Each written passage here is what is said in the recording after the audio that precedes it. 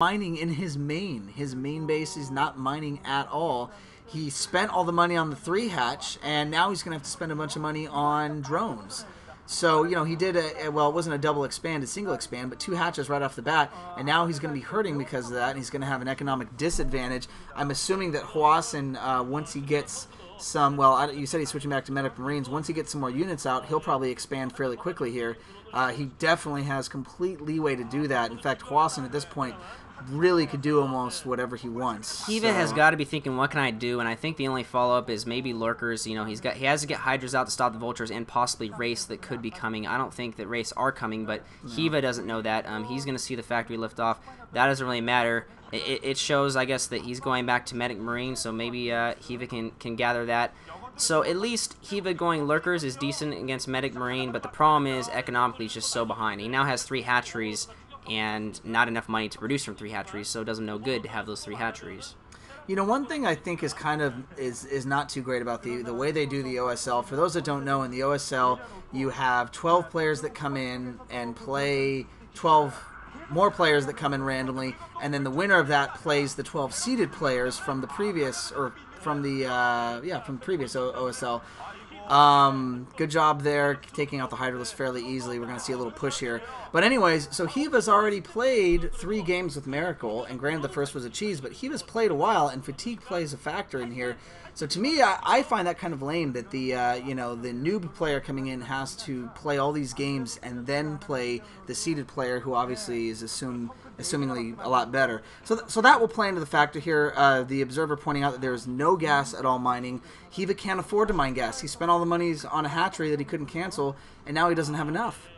Yeah, well, it looks like this vulture is going to try to glitch through with the building, see if he can get back behind the minerals, and it does, but it's also spotted, and there's also Hydras waiting. Nice job with the Hydra and it goes back out. So I don't think that's going to do much, but he is so far ahead that he can do stupid little tricks like this right now. So cute. As you mentioned, the OSL is more kind of a legacy type league. I mean, it favors a little bit, you know, the seeded players, the players who've been in. You get to see a lot of these great players, even if they're not maybe currently playing well, right, because it takes a while for those seeded players to get knocked out, basically, of the OSL.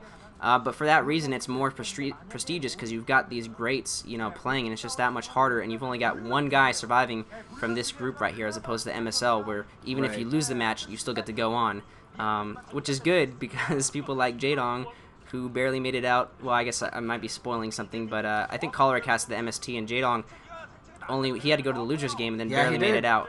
Barely. So. That was some good games. By the way, what Hwasin is exploiting is the mineral patch, kind of the second nearest extension. We're going to see a drop here by Hwasin going in.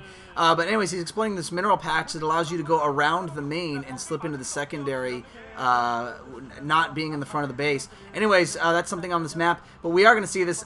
These Marines, well, the Marines on the front aren't going to do anything and maybe are used as a distractor.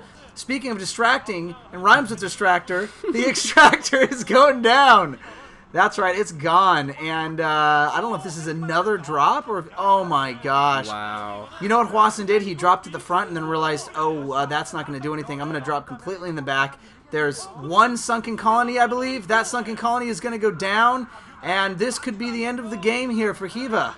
He was going to try to do what he can with these mutas, try to come in and out, but that's a pretty decent Medic Marine group. It's going to slaughter all these drones. I think we're going to see GG very soon because there's just no way he can reproduce all the drones that he's lost and come back. I think he needs to save his energy for the next game. Like you said, he's already played a few games. Right. Hydralisk Dent's going to go down. Always going to have his mutas, and he does not have the gas to support mutas anyways. He might get a few more out, and that's going to be it. He lost his entire main. He's killed every muta that's been birthed in that area.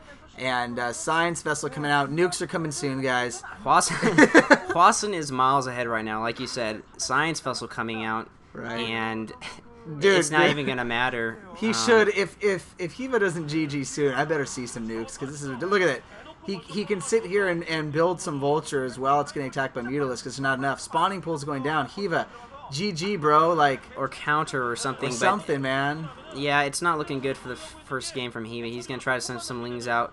But there's going to be plenty of Medic Marines just back in the base, just spawning out to be able to stop that. Even if he didn't have any turrets, those mutas wouldn't be able to do anything, and Hwasin just kind of almost being cute by putting that there. He's going to put a bunker up and just be safe. He didn't get his expansion for a long time, but you know how it is with Terran. You really don't need an expansion for a very long time anyways. I mean, he's fighting against a one-base Zerg basically anyways.